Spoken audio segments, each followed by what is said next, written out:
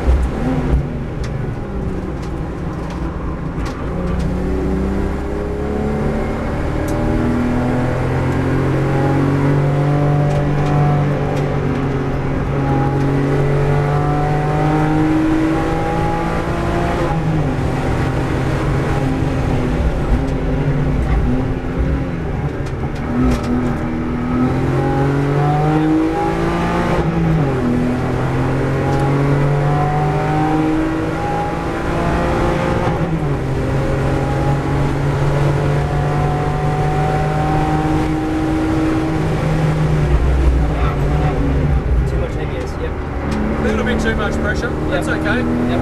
And you had a bit more road there to play with on the entry as well. You didn't use all of the circuit.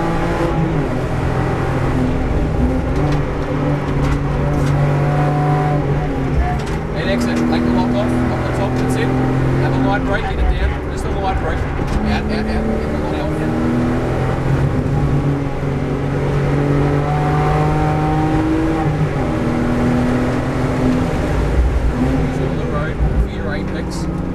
And start to exit. Take the lock off, get the lock off.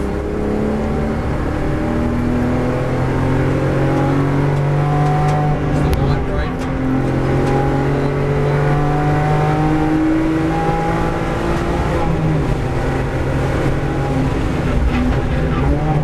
Where you're going as well.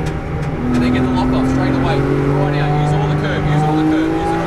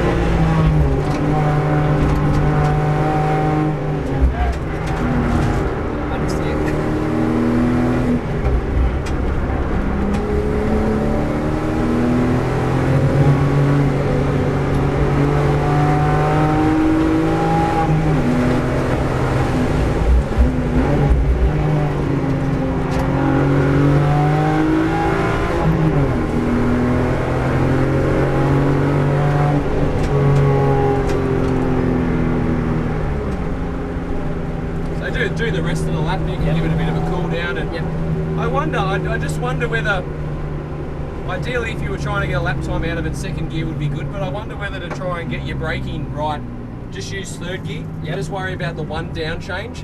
Throw the times out the window, because I think, especially the throwback to second, that's kind of where you have, and obviously heel and toe is a wonderful thing, but it's kind of where you obviously put more pressure into the brake pedal, and that's what brings the ABS again, which is right at the point where you're trying to go the other way. You know, you're trying to sort of take your pressure off the brake and coax the car into the corner. So I reckon you could nearly be as quick as whatever your best time might have been, just using third. Ideally it's not going to get the punch out of the corner that you'd like, but I just think it could help you improve your braking. This corner here, particularly important in a race where I'm not trying to get the fastest time. Right? Yeah, definitely. You can conserve the car. And look, 100%. And sometimes it's not all about just that. Obviously, you want to get from A to B as quickly as possible, but you can achieve the same thing by keeping it in third as opposed to second and third. Still in turn two, you're just not using quite enough of the road on the entry. You're sort of still a bit shallow on the turning, which is just going to affect your run up this point, up towards the hill. Am I coming across too early? You're just not sort of coming out enough, mainly. Once you've cleared the kink, turn one, you're just not getting out far enough for turn two. Up here, like even up here, you sort of tend to, you want to brake in a straight line and then turn in. Just tone down the pressure a bit so you're not bringing ABS in, and you can brake and keep the steering lock in just to help coax you down the corner. Don't sort of do like the two inputs. Don't kind of brake in a straight line and then have the turn in. Just kind of merge. Yeah, definitely try and just merge them into one. Any sedan's the same. You know, even with here in third gear, get the braking right, coax it in. And then, you know, it's starting to get good and you started to get the right hander better. That's the sort of pressure you want. You don't have, whenever you bring in the ABS and you're using that much pressure, it's just going to unsettle it. Yep. Especially when you're trying to turn, and as soon as you increase the steering, the ABS fires worse. So just have that light pressure, you know, just to sort of keep a bit of weight over the nose, and then get back on the power. But I do feel that maybe is to get the braking right and get out of the ABS. See if you can get comfortable with it in third, and then start using second when you've got that down pat. It's just an idea. I agree. Where am I using second? I'm using second here. Yeah, he's using second here and the fish hook. You know, we started to get turn 2 a little bit neater. You know, that was starting to come good. So, and I take it your theoretical time's the fastest time you've done around here. Yeah, I'm guessing. Yeah, okay. Yeah. Because obviously just having me on board and Boz, you're not going to get to that today. Yep. But you know, to be 3/10 or so off, because I kept sort of watching the splits, and depending on how consistent the corner was, and if you made a little mistake or whatnot, like it seemed to be better. And the better the run you get, obviously, the closer you get to 4th gear heading up the hill. You know, and then that's all where you start to see it all relative. Because if you go into another gear, you know you're getting a better run out. But I still feel that if you use more road on the approach to turn 2, you'll be able to get an even better run out. You know, just using more of it up as such. So. So I'm still afraid of coming through that corner without lifting. You know, I find turn 1. Oh, really? I find there's my brain still. Hold it down. It's.